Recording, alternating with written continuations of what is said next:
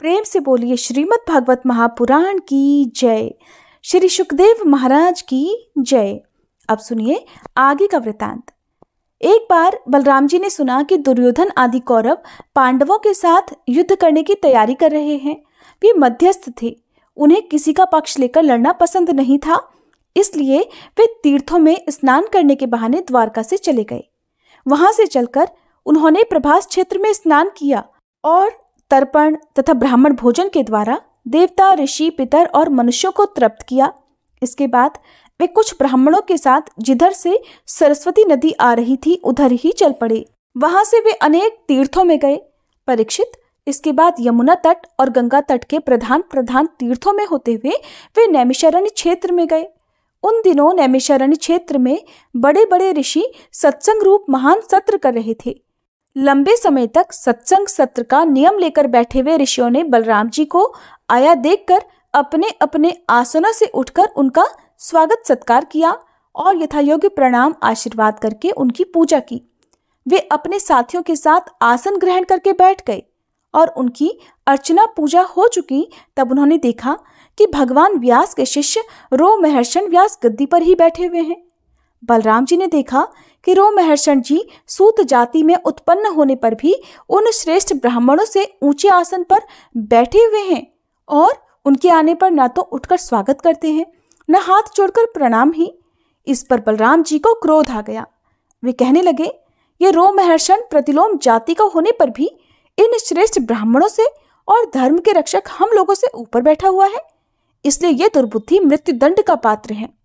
भगवान व्यास देव का शिष्य होकर इसने इतिहास, पुराण, धर्मशास्त्र आदि बहुत से शास्त्रों का अध्ययन भी किया है, परंतु अभी इसका अपने मन पर संयम नहीं है। ये विनयी नहीं, उद्दंड है। इस अजितात्मा ने झूठ मूठ अपने को बहुत बड़ा पंडित मान रखा है। जैसे नट की सारी चेष्टाएं अभिनय मात्र होती हैं, वैसे ही इसका सारा अध्ययन स्वांग के लिए है। इससे न तो इसका लाभ है न किसी दूसरे को। जो लोग धर्म का चिन्ह धारण करते हैं किंतु धर्म का पालन नहीं करते, वे अधिक पापी हैं और वे मेरे लिए वध करने योग्य हैं और इस संसार में मैंने इसीलिए अवतार धारण किया है। भगवान बलराम यद्यपि तीर्थ यात्रा के कारण दुष्टों के वध से भी अलग हो गए थे, फिर भी इतना कहकर उन्होंने अपने हाथ में स्थित कुश की नोक से उन पर प्रहार कर दिया और वे तुरंत मर गए। होनी ऐसी ही लिखी थी। सूत जी के मरते ही सब ऋषि मुनि हाय हाय करने लगे। सबके चित्त खिन्न हो गए।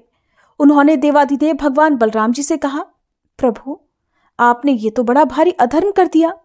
यदुवंश शिरोमणि सूत जी को हम लोगों ने ही ब्राह्मणोचित आसन पर बिठाया था और जब तक ये सत्र समाप्त न हो तब तक के लिए उन्हें शारीरिक कष्ट से रहित आयु भी दे दी थी।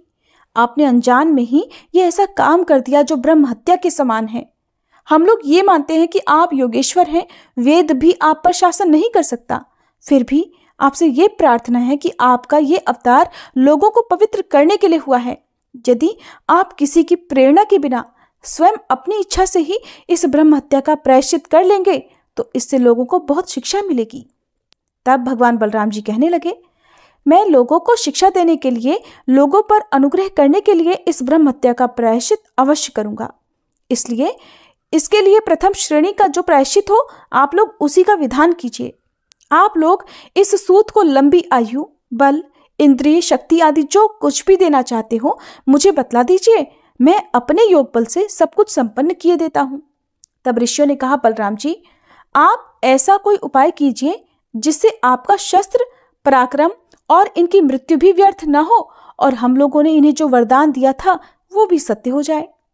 भगवान बलराम कहने लगे, ऋषियों, वेदों का ऐसा कहना है कि आत्मा ही पुत्र के रूप में उत्पन्न होता है, इसलिए रोमहर्षण के स्थान पर उनका पुत्र आप लोगों को पुराणों की कथा सुनाएगा। उसे मैं अपनी शक्ति से दीर्घायु, इंद्रिय शक्ति और बल दे देता हूँ।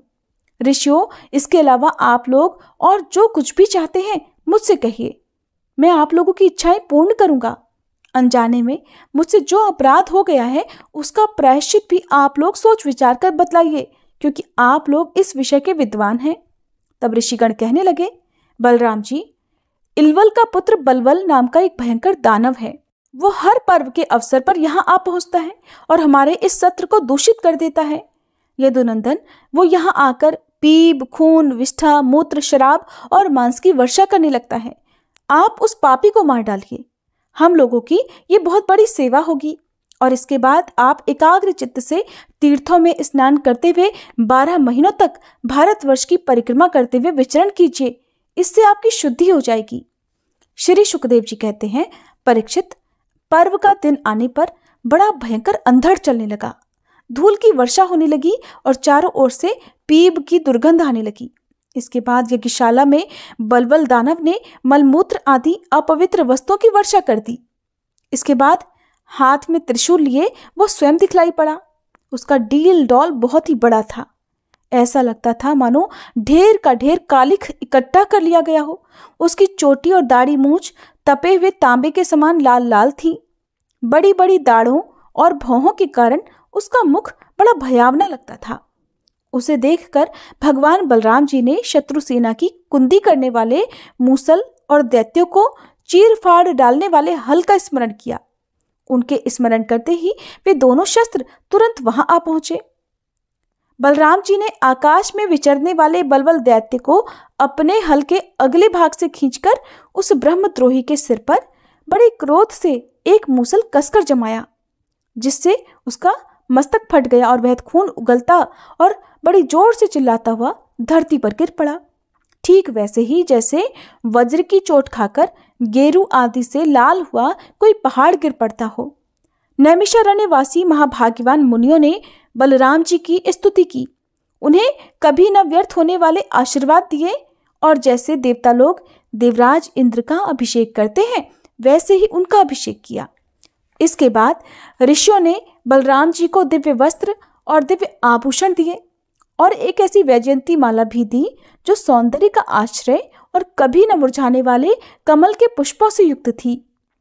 इसके बाद नैमिषारण्यवासी ऋषियों से विदा होकर उनके आज्ञानुसार बलराम जी ब्राह्मणों के साथ कौशिकी नदी के तट पर आए। वहां स्नान करके वे उस सरोवर पर गए जहां से सरयू नदी निकलती है।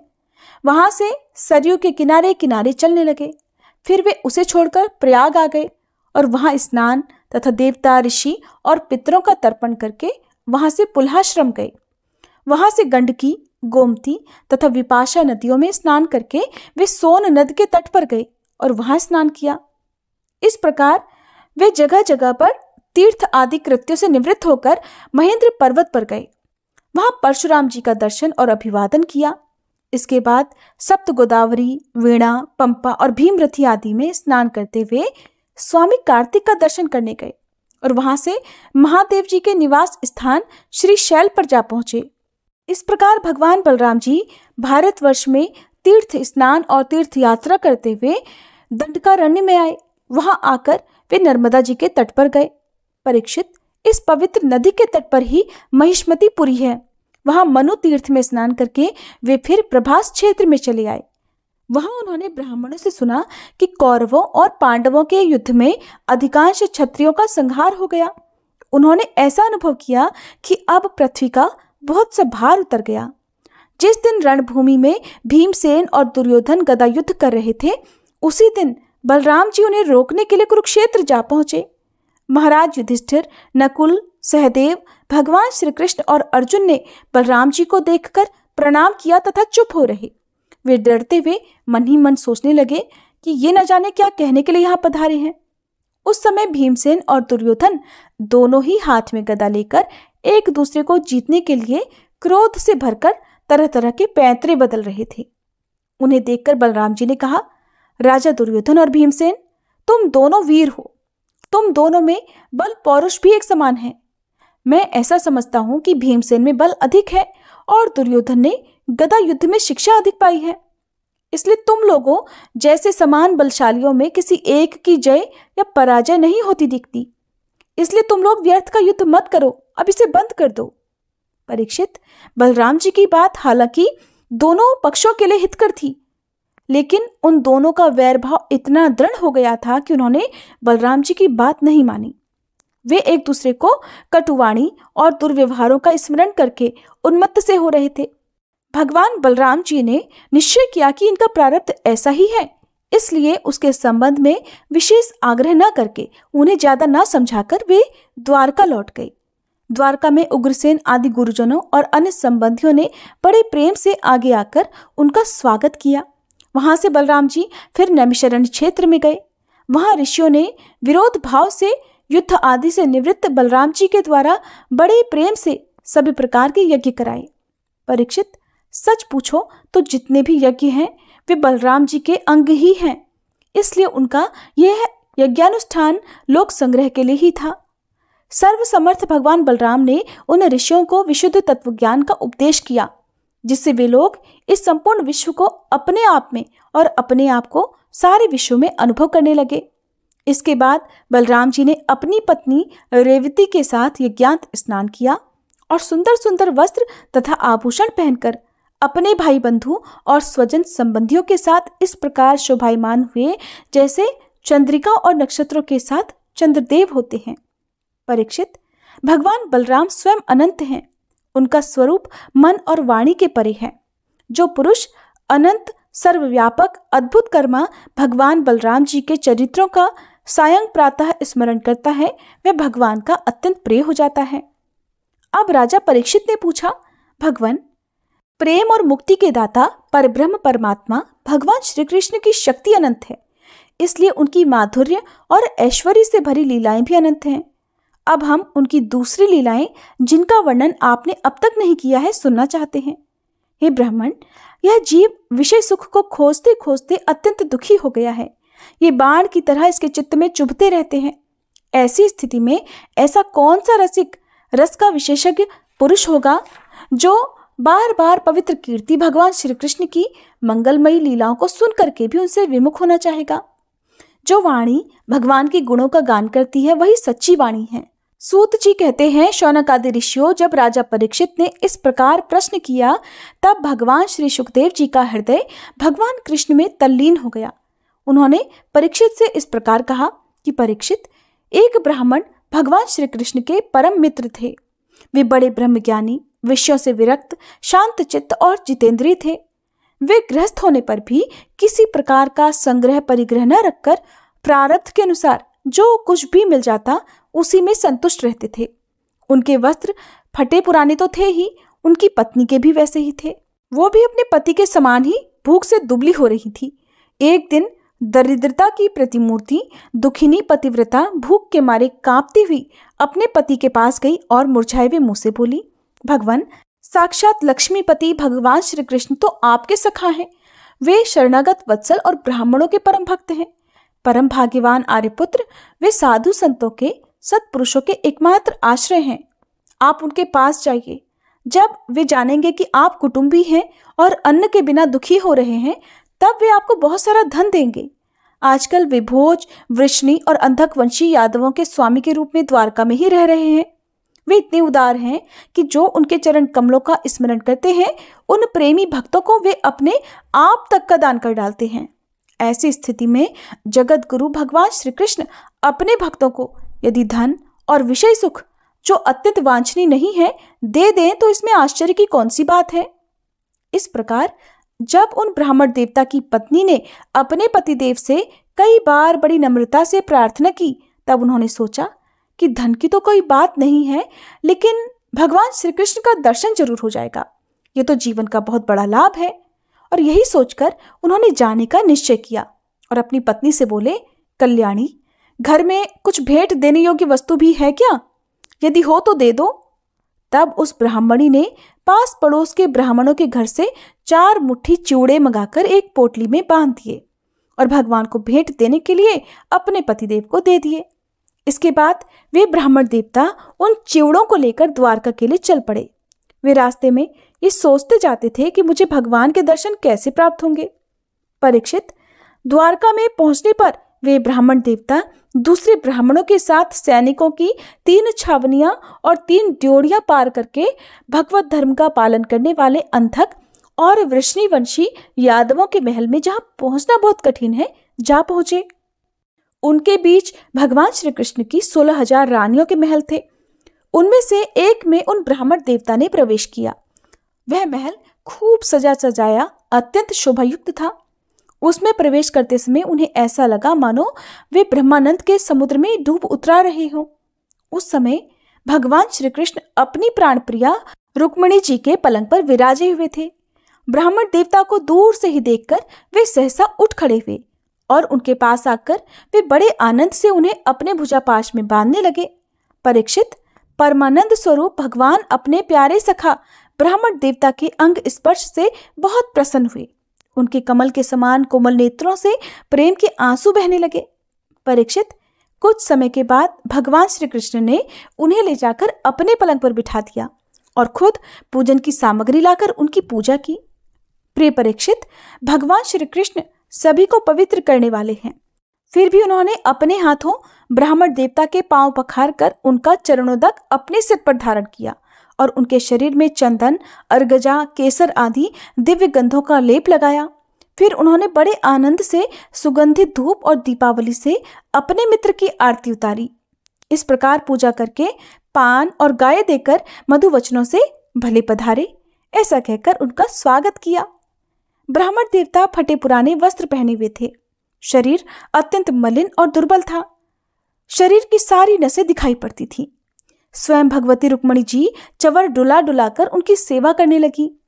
अंतःपुर की स्त्रियां ये देखकर अत्यंत आश्चर्यचकित हो गईं कि पवित्र कीर्ति भगवान श्री कृष्ण अतिशय प्रेम से इस मैले कुचैले अवधूत ब्राह्मण की पूजा कर रहे हैं। वे आपस में कहने लगी, इस नंग धड़ंग, निर्धन, निंदनीय और निकृष्ट भिखमंगे ने जाने ऐसा कौन सा पुण्य किया है जिससे त्रिलोकी में सबसे बड़े श्रीनिवास श्री कृष्ण स्वयं इसका आदर सत्कार कर रहे हैं। देखो तो सही, इन्होंने अपने पलंग पर सेवा करती हुई स्वयं लक्ष्मी रूपिणी रुक्मिणी जी को छोड़कर इस ब्राह्मण को अपने बड़े भाई बलराम जी के समान हृदय से लगा लिया। प्रिय परीक्षित, भगवान श्री कृष्ण और वे ब्राह्मण दोनों एक दूसरे का हाथ पकड़कर अपने पूर्व जीवन की उन आनंददायक घटनाओं को याद करने लगे और वर्णन करने लगे जो गुरुकुल में रहते समय घटित हुई थी।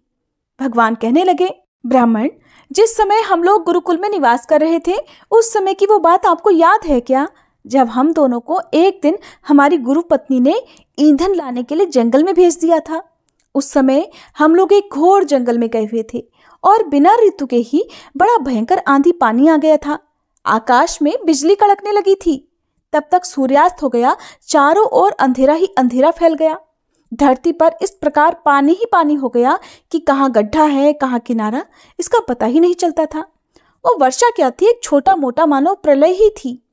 आंधी के झटकों और वर्षा की बौछारों से हम लोगों को बड़ी पीड़ा हुई।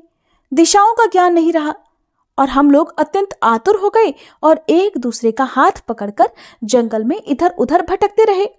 जब हमारे गुरुदेव सांदीपनी मुनि को इस बात का पता चला, तब वे सूर्योदय होने पर अपने शिष्य हम लोगों को ढूंढते हुए जंगल में आ पहुंचे और उन्होंने देखा कि हम अत्यंत आतुर हो रहे हैं। वे कहने लगे, आश्चर्य है पुत्रों, तुम लोगों ने हमारे लिए इतना कष्ट उठाया। सभी प्राणियों को अपना शरीर सबसे अधिक प्रिय होता है, परंतु तुम दोनों उसकी भी परवाह न करके हमारी सेवा में लगे रहे। गुरु के ऋण से मुक्त होने के लिए सत शिष्यों का इतना ही कर्तव्य है कि वे विशुद्ध भाव से अपना सब कुछ और शरीर भी गुरु की सेवा में समर्पित कर दें। द्विजशिरोमणियों, मैं तुम लोगों से अत्यंत प्रसन्न हूँ। तुम्हारे सारे मनोरथ, सारी इच्छाएं पूर्ण हो और तुम लोगों ने हमसे जो वेदाध्ययन किया है वो तुम्हें सर्वदा कंठस्थ रहे और इस लोक और परलोक में कहीं भी निष्फल न हो। प्रिय मित्र, जिस समय हम लोग गुरुकुल में रह रहे थे, हमारे जीवन में ऐसी ऐसी अनेकों घटनाएं घटित हुई थी और इसमें संदेह नहीं कि गुरुदेव की कृपा से ही मनुष्य शांति का अधिकारी होता और पूर्णता को प्राप्त करता है। ब्राह्मण देवता कहने लगे, देवताओं के आराध्य देव जगत गुरु श्री कृष्ण, भला अब हमें क्या करना बाकी है, क्योंकि आपके साथ जो सत्य संकल्प परमात्मा है, हमें गुरुकुल में रहने का सौभाग्य प्राप्त हुआ था। हरे कृष्णा। आज के अध्याय में बस इतना ही। इसके बाद भगवान श्री कृष्ण और उन ब्राह्मण देवता में जो भगवान कृष्ण के परम मित्र सुदामा जी थे, जो भी वार्तालाप हुआ उसका वृतांत आप सभी अगले अध्याय में जरूर सुनिएगा। वीडियो पसंद आई हो तो हर बार की तरह आज भी लाइक और कमेंट करके अपना भरपूर प्यार और आशीर्वाद जरूर दीजिएगा।